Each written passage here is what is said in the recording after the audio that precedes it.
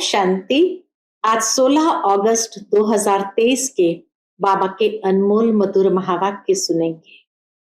आज की मुरली में बाबा हम बच्चों को प्रेरणा दे रहे हैं, बच्चे दूरांदेशी और विशाल बुद्धि बनो। हर कार्य को बहुत अच्छी तरह से विशाल बुद्धि होकर और दूरांदेशी बुद्धि से करना है, ताकि हम कभी भी शिव बाबा के कोई भी कार्य में विघ्न रूप न बने। क्योंकि बाबा कहे, अगर शिव बाबा के कार्य में कोई भी डिस्टर्बेंस क्रिएट किया तो वो ऊंच पद नहीं प्राप्त कर सकते हैं। ये भी एक बहुत सूक्ष्म कर्म की ये गति बाबा समझाते हैं। साथ ही साथ बाबा कहे कि नई दुनिया में कभी भी सतयुग में देवताओं को ये ख्यालात नहीं आएंगे कि हमारे पुत्र पौत्रे खाएंगे, उनके लिए इकट्ठा करें। बाबा कहे ये संकल्प सिर्फ यहाँ आता है, वहां ये संकल्प क्यों नहीं आता है? क्योंकि बाबा कहे वहां पुत्र पौत्रे भी अपने संगम युग के पुरुषार्थ की कमाई को प्राप्त करते हैं। तो माता पिता का वर्षा उतना ही प्राप्त करते हैं जितना उन्होंने यहाँ पुरुषार्थ किया है। ये बातें यहाँ मनुष्य सोचता है, लेकिन यहाँ पर भी हर एक आत्मा अपने कर्मों के हिसाब से ही अपना प्रारब्ध लेकर के आई है। इसलिए बाबा कहे, जब ये कोई सोचते हैं कि हमारे पुत्र पौत्रे खाएंगे, लेकिन अगर पुत्र पौत्रे के भाग्य में ही नहीं है तो क्या करेंगे? तो सुनते हैं आज के बाबा के अनमोल मधुर महावाक्य। ओम शांति। मीठे बच्चे दूरांदेशी और विशाल बुद्धि बनो। शिव बाबा के कार्य में कभी डिस्टर्ब नहीं करना। डिस्टर्ब करने वालों को उच्च पद नहीं मिल सकता। आज की मुरली से प्रश्न है, इस दुनिया में मनुष्य को कौन से ख्यालात रहते हैं जो सत्युगी देवताओं को कभी नहीं आएंगे? उत्तर, यहां मनुष्य समझते हैं कि हम कमाएंगे तो हमारे पुत्र और पौत्रे खाएंगे, लेकिन ये ख्यालात देवताओं को नहीं होंगे, क्योंकि उनके पुत्र और पौत्रे सब यहां से ही वर्षा लेकर जाते हैं। वह समझते हैं हमारी अविनाशी राजाई है, यहां ही हर एक अपना अपना पुरुषार्थ कर रहे हैं। आज की मुरली से पहले गीत बजा है, माता ओ माता तू है जग की भाग्य विधाता। ओम शांति। बच्चों ने माताओं की महिमा सुनी। बच्चे जान चुके हैं किस किस माता की महिमा होती है। माताओं की इतनी महिमा करते हैं तो जरूर होकर गई है, अभी तो वह है नहीं। जो जगत अम्बा होकर गई है, उनकी भक्ति मार्ग में महिमा होती है। अब वह क्या करके गई, यह तुम भी नहीं जानते थे। जगत अम्बा के मंदिर में जाते हैं, जाकर उनसे कुछ न कुछ मांगते हैं। मनोकामना पूर्ण करने वाली कामधेनु उनको कहते हैं। इसीलिए मनुष्य जगत अम्बा के मंदिर में जाते हैं, जाकर उनसे कुछ न कुछ मांगते हैं। कोई को बच्चे की आश होगी, कोई आशीर्वाद मांगेंगे। अब जड़ चित्र तो कुछ कर नहीं सकते, न वह समझते हैं, परंतु यह है भक्ति।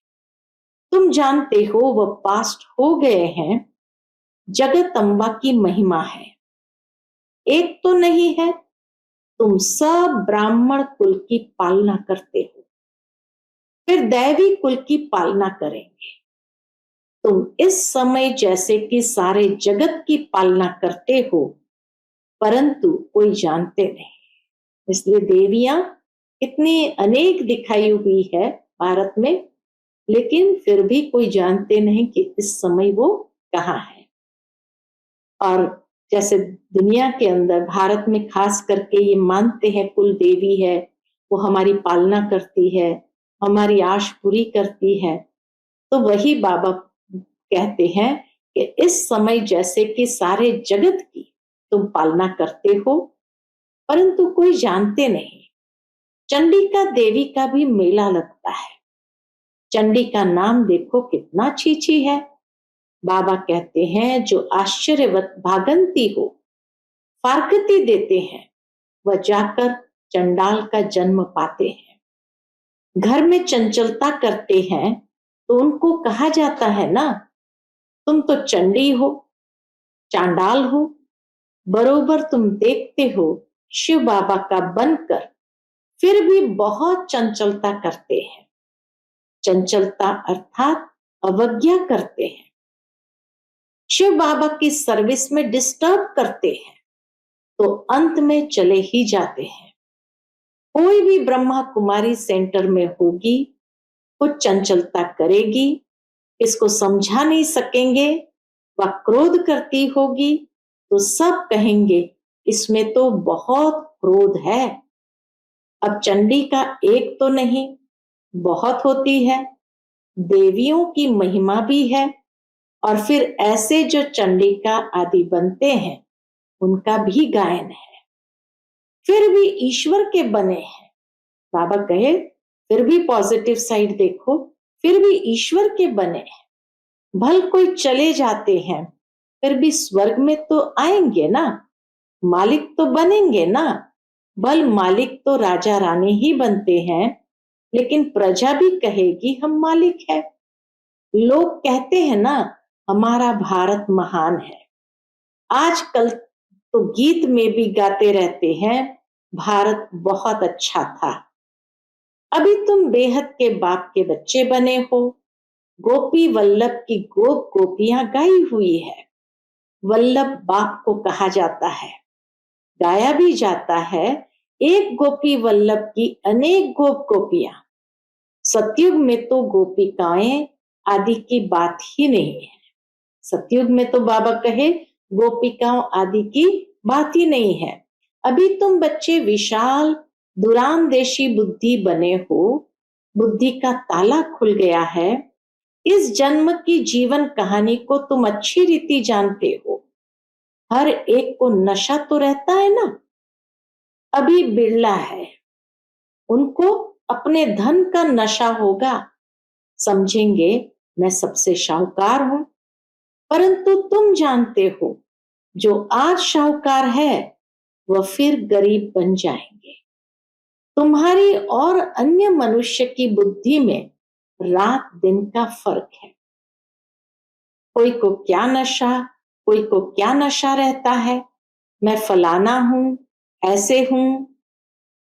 इनको बाबा ब्रह्मा बाबा की बात करते हैं, इनको ब्रह्मा को भी नशा था ना, मैं बड़ा जौहरी हूं। बाबा कहे ब्रह्मा बाबा को भी नशा था, मैं बड़ा जौहरी हूं। अभी समझते हैं हम सभी नशे कौड़ी मिसल है। अभी बाबा भी समझते हैं क्या कि वह सभी नशे कौड़ी मिसल है।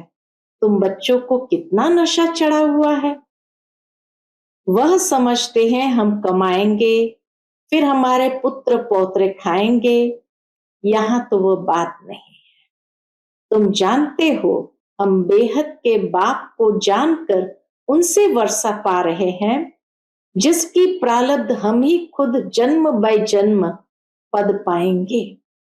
पुरुषार्थ के आधार से ही प्रारब्ध की प्राप्ति होती है। इसलिए बाबा कहे तुम जानते हो अभी हम वर्षा पा रहे हैं पुरुषार्थ से, जिसकी प्रारब्ध हम ही खुद जन्म बाय जन्म पद पाएंगे। पुत्र पौत्र आदि सब यहाँ पुरुषार्थ कर रहे हैं। जो वहां पुत्र पौत्र बनने वाले हैं वो भी बाबा कहे सब यहाँ पुरुषार्थ कर रहे हैं। हमारे पौत्र खाएंगे, ये ख्यालात वहां नहीं रहती। समझते हैं अविनाशी राजा ही है। यहाँ तो राजे लोग समझते हैं पुत्र पौत्र खाएंगे।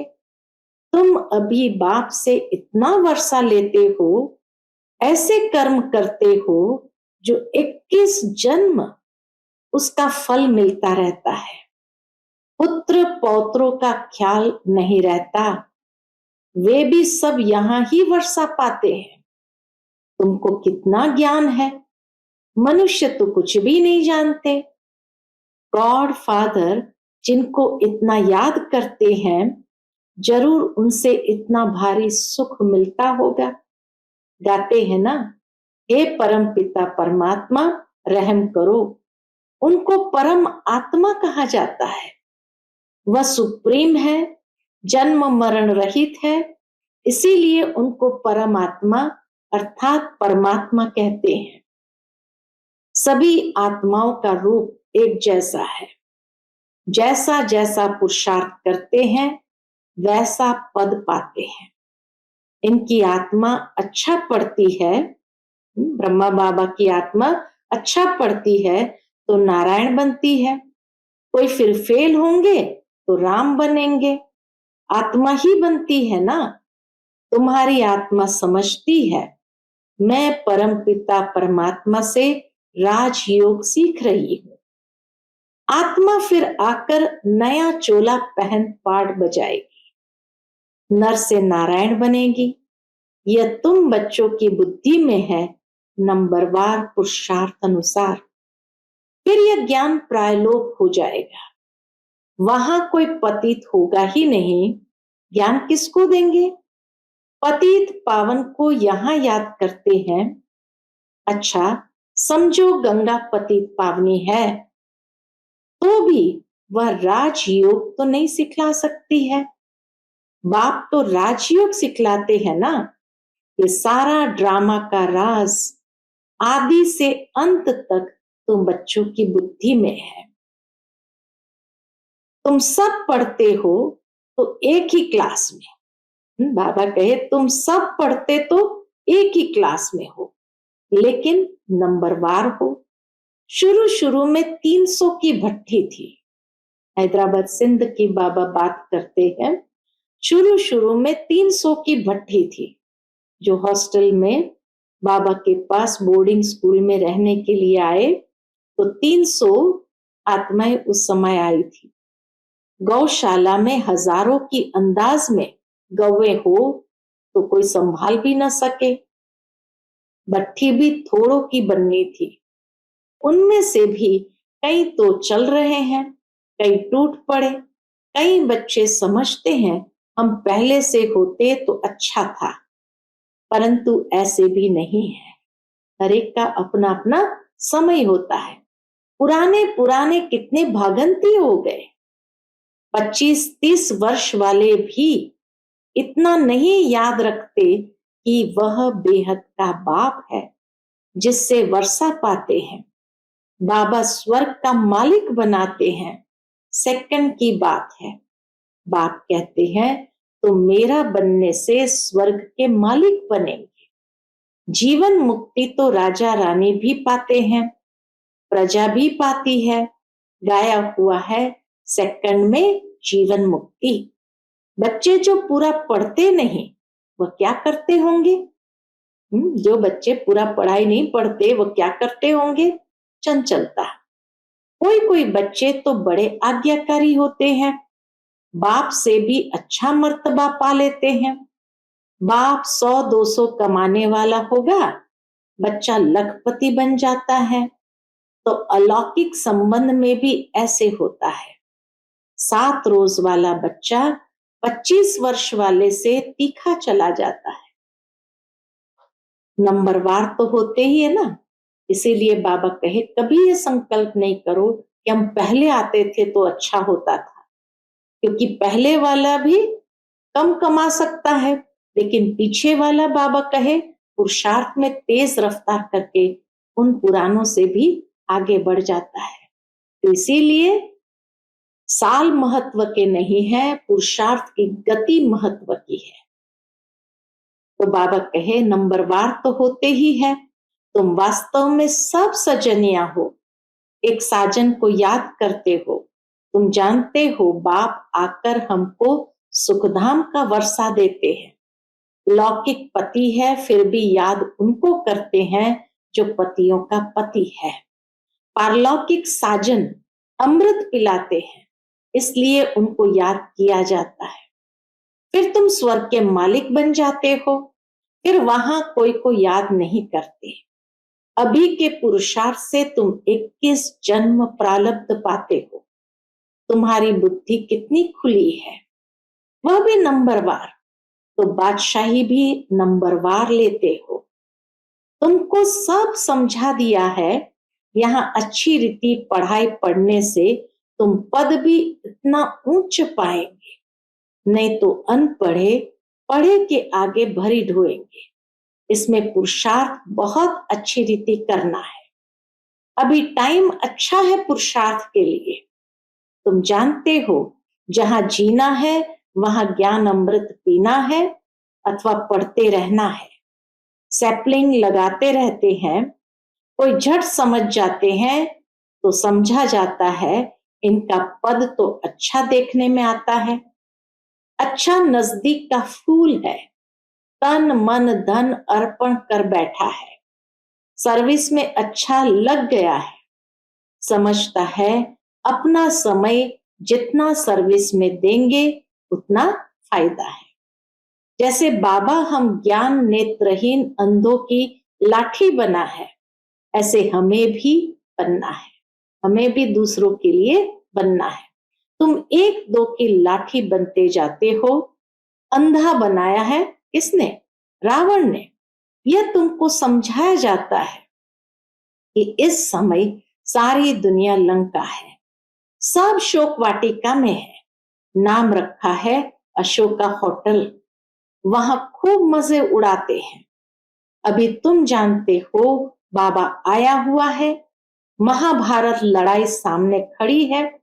यह तो लगनी है जबकि घर के गेट्स खुलने हैं। द्वापर की तो बात ही नहीं, अभी तो घोर अंधियारा है ना। ब्राह्मणों की रात अब पूरी हुई है, बाबा आया हुआ है। यह बातें तुम बच्चे ही जानते हो। स्कूल में पढ़ते हैं, कोई तो बहुत अच्छे मार्क्स लेते हैं, कोई फेल हो जाते हैं। फेल की निशानी है चंद्रवंशी में चले जाएंगे। राम को क्षत्रिय की निशानी दी है, अर्थ नहीं समझते। लव कुश की क्या क्या बातें बैठ सुनाते हैं, कितने झूठे दोष बैठ लगाते हैं। गाते हैं राम राजा राम प्रजा धर्म का उपकार है। फिर ये सब बातें कहां से आई? ये सब बातें समझने की है। तुम जानते हो यह नॉलेज नंबरवार हमारी बुद्धि में है। स्टूडेंट को बहुत तीखा पुरुषार्थ करना चाहिए। हम गॉड फादरली स्टूडेंट है। टीचर को कौन नहीं याद करेंगे? हम है पतित पावन गॉड फादरली स्टूडेंट। इसमें बाप टीचर सतगुरु तीनों ही आ जाते हैं। तुम सब सीताएं हो ना, रावण की शोक वाटिका में पड़े हो। इनकॉर्पोरियल गॉड फादर इज ज्ञान सागर नॉलेजफुल।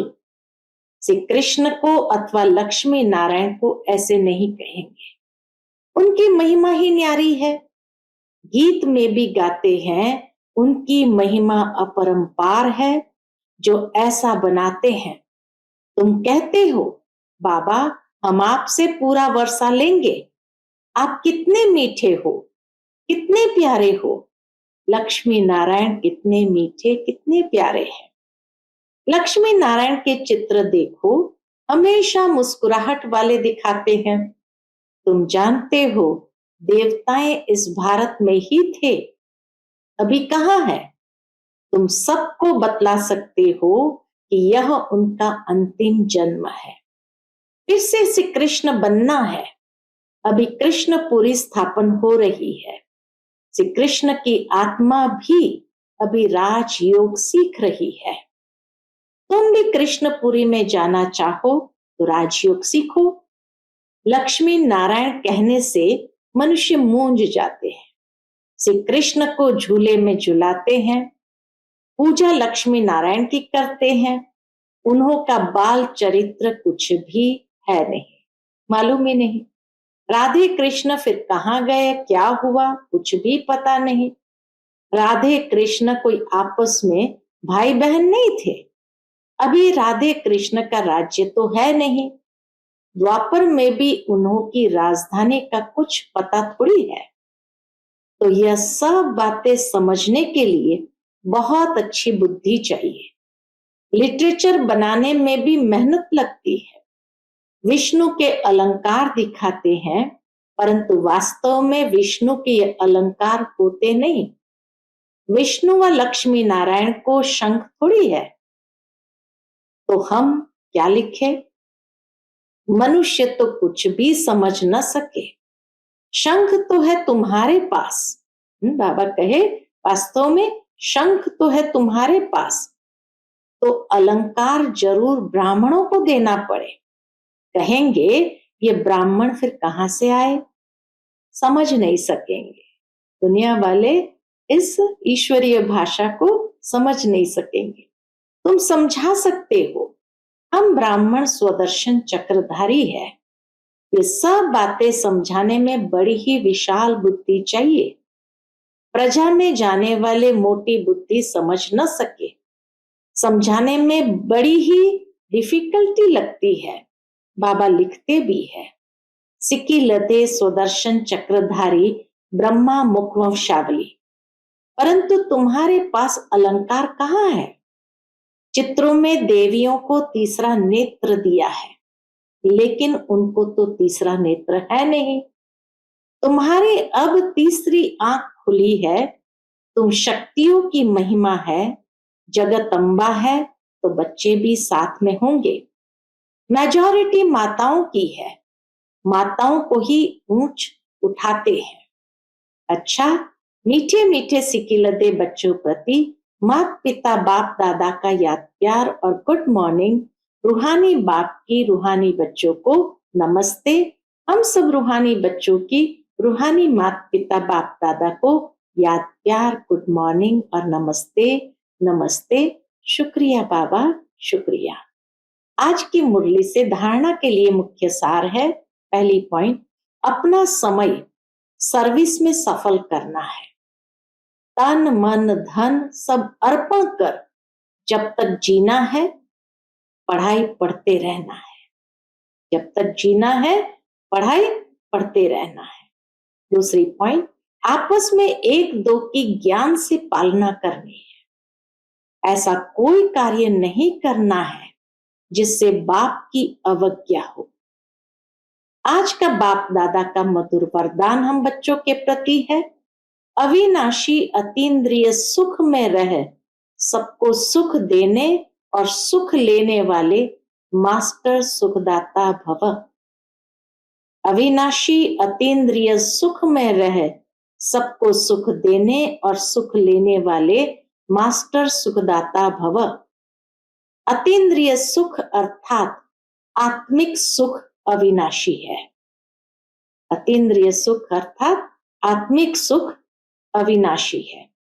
इंद्रिय खुद ही विनाशी है, तो उनसे प्राप्त सुख भी विनाशी होगा। इसलिए सदा अतीन्द्रिय सुख में रहो, तो दुख का नाम निशान आ नहीं सकता। अगर दूसरा कोई आपको दुख देता है तो आप नहीं लो। आपका स्लोगन है, सुख दो सुख लो, न दुख दो न दुख लो। कोई दुख दे तो उसे परिवर्तन कर आप सुख दे दो, उसको भी सुखी बना दो, तब कहेंगे मास्टर सुखदाता। आज का स्लोगन है, अधिक बोलकर एनर्जी गंवाने के बजाय अंतर्मुखता के रस के अनुभवी बनो। अधिक बोलकर एनर्जी गंवाने के बजाय अंतर्मुखता के रस के अनुभवी बनो। अच्छा, Om Shanti. Click here to like, subscribe and press the bell icon to stay updated with our latest videos.